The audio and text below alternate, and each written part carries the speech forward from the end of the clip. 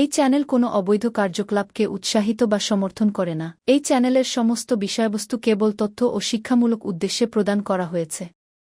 যদা যদা হি ধর্মস্য গ্লানির্ভবতি ভারত অভ্যুত্থানমধর্মস্য তদাত্মানং সৃজামি।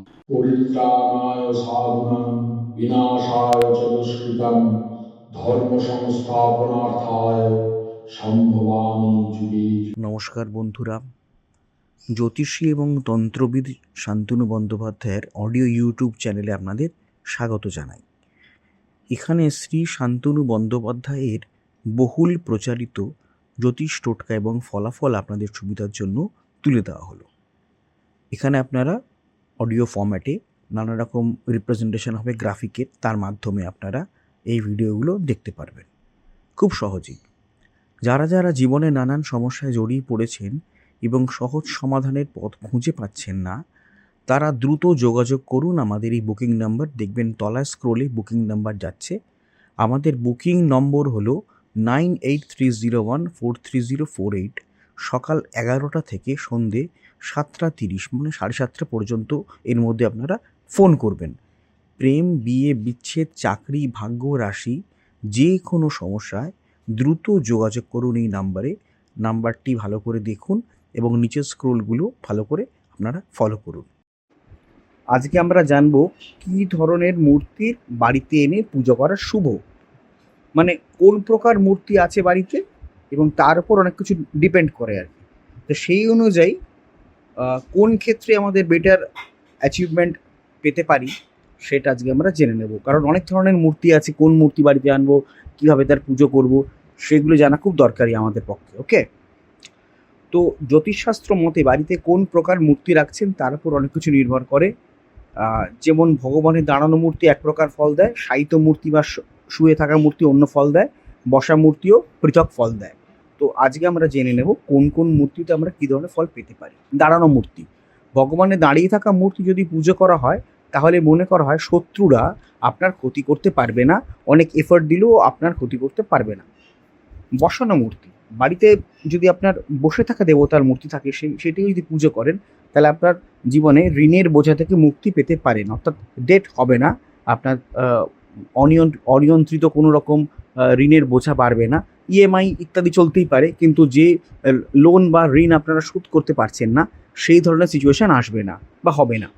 আর পিতলের মূর্তি যদি রাখেন তাহলে বংশবৃদ্ধির সম্ভাবনা বাড়ে, মানে আপনার সন্তানাদি আসবে, আপনার নিজের না হলেও আপনার বংশের অন্য কারোর, এবং আপনার পরবর্তীকালে যারা আছে, ছেলে হোক আপনার মেয়ে হোক, তাদের বংশবৃদ্ধি কিন্তু ঘটতেই থাকবে, ভালোভাবে হবে, কোনো সমস্যা থাকবে না। আর শায়িত মূর্তি মানে শয়ন করে আছেন এবং ঈশ্বরের মূর্তি বাড়িতে থাকলে আপনার রোগ মুক্তি ঘটে এবং দ্রুত মুক্তি ঘটে রোগ থেকে।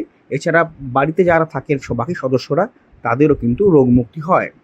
রূপোর মূর্তি, বাড়িতে যদি রূপোর দেবতার বা দেবীর মূর্তি থাকে তাহলে কিন্তু খুব ভালো পিতৃদোষ থেকে মুক্তি পাওয়া যায় এবং এছাড়াও পরিবারের সবার সাথে সম্পর্ক ভালো থাকে এবং পিতৃদোষ থেকে মুক্তি পেলে জীবনে যাবতীয় বাধা কেটে যায়, বাস্তুদোষ দূর হয়।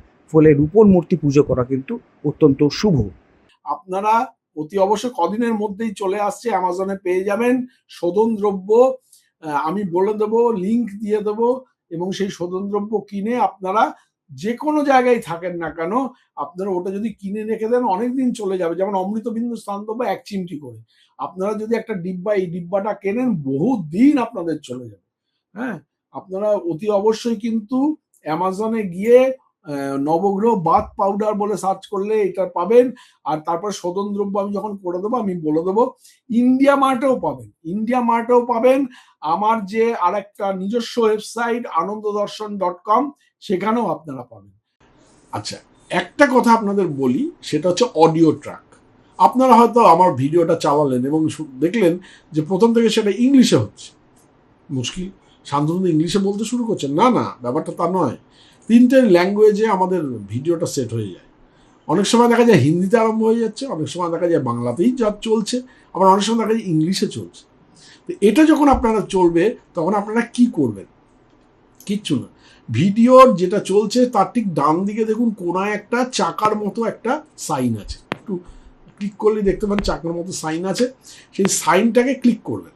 ক্লিক করার পরে দেখবেন নিচে অডিও ট্র্যাক বলে একটা লেখা দেখাচ্ছে, ওই যে বারটা আসবে বারের নিচে অডিও ট্র্যাক আছে, ওই অডিও ট্র্যাকটা ক্লিক করবেন। ক্লিক করলেই দেখবেন ওখানে বেঙ্গলি অরিজিনাল দেখাবে, যেখানে হয়তো হিন্দিতে চলছে, হিন্দি নিচে রয়েছে, কিন্তু বেঙ্গলি অরিজিনালে আপনারা ক্লিক করে দেবেন।